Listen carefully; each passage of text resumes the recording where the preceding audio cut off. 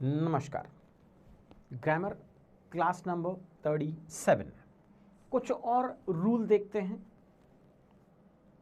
जो competitive exams हैं उसके हिसाब से बहुत इंपॉर्टेंट हैं। जब हम एरर डिटेक्शन की बात करते हैं तो वहाँ हमें ये नियम मालूम होने चाहिए। आइदर जो है इसका अर्थ है दोनों में से एक या दोनों में से एक भी इसका मीनिंग हो सकता है और दोनों भी हो सकता है। और बोथ जो एक शब्द है इसका अर्थ केवल दोनों होता है, दोनों में से एक नहीं बता सकता है। ठीक है, लेकिन आइदर का अर्थ दोनों उस स्थिति में होता है जब एक भाग दूसरे भाग का ही कॉम्प्लीमेंट होता है।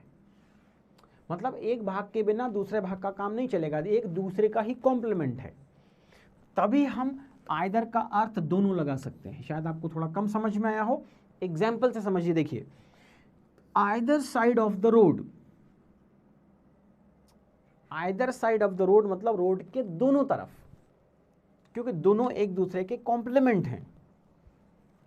आइदर हैंड, दोनों हाथ।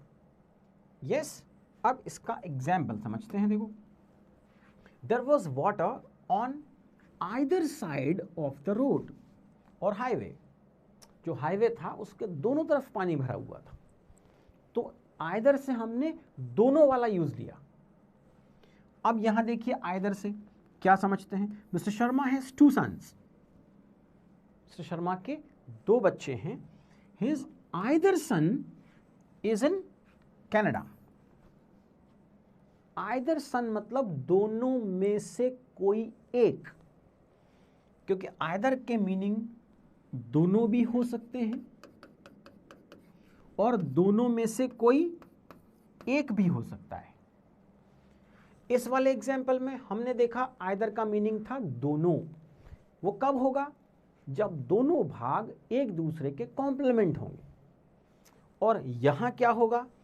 यहां हमने बताया कि मिस्टर शर्मा के 2 लड़के हैं, उनमें से कोई एक, either son is in Canada, उनमें से कोई एक कनाडा में है।